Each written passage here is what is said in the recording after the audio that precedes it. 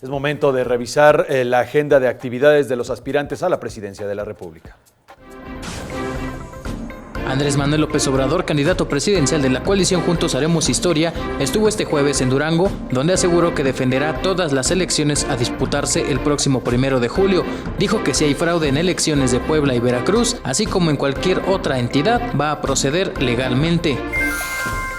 López Obrador estará este viernes en Ciudad Victoria, Tamaulipas, a las 10 horas.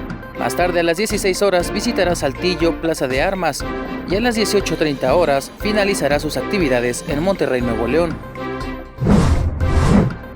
Por su parte, el candidato de la Coalición por México al Frente, Ricardo Anaya, estuvo en Torreón, Coahuila, donde reiteró su intención de castigar la corrupción del actual gobierno si gana la contienda del 1 de julio y se convierte en el próximo presidente de México. Dijo que el castigo será parejo sin importar de quién se trate.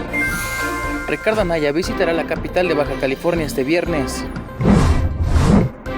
En tanto, el candidato presidencial de la coalición Todos por México, José Antonio Meade, dijo que no se ha perdido ni un solo empleo en Pemex, una empresa que aseguró en la próxima administración producirá más de 3 millones de barriles de crudo diarios. Sostuvo que la producción de crudo abrirá nuevas fuentes de trabajos y que no se perderá ningún empleo.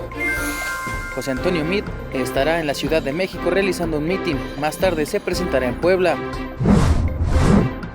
Por último, Jaime Rodríguez Calderón, candidato independiente a la presidencia de la República, estuvo en la Ciudad de México, donde aseguró que la violencia en el actual proceso electoral tiene que terminar. Recordó que es el único candidato que ha sufrido la violencia en carne propia, ya que su hijo mayor fue asesinado y a él lo intentaron matar en 2011. Jaime Rodríguez Calderón estará a las 11 horas en Guadalajara, Jalisco. A las 14:30 horas tendrá una reunión con simpatizantes de Tepatitlán en Jalisco. Más tarde, a las 18 horas, tendrá una reunión con simpatizantes de Zapopan, Jalisco. Héctor Mendoza, 21 Noticias.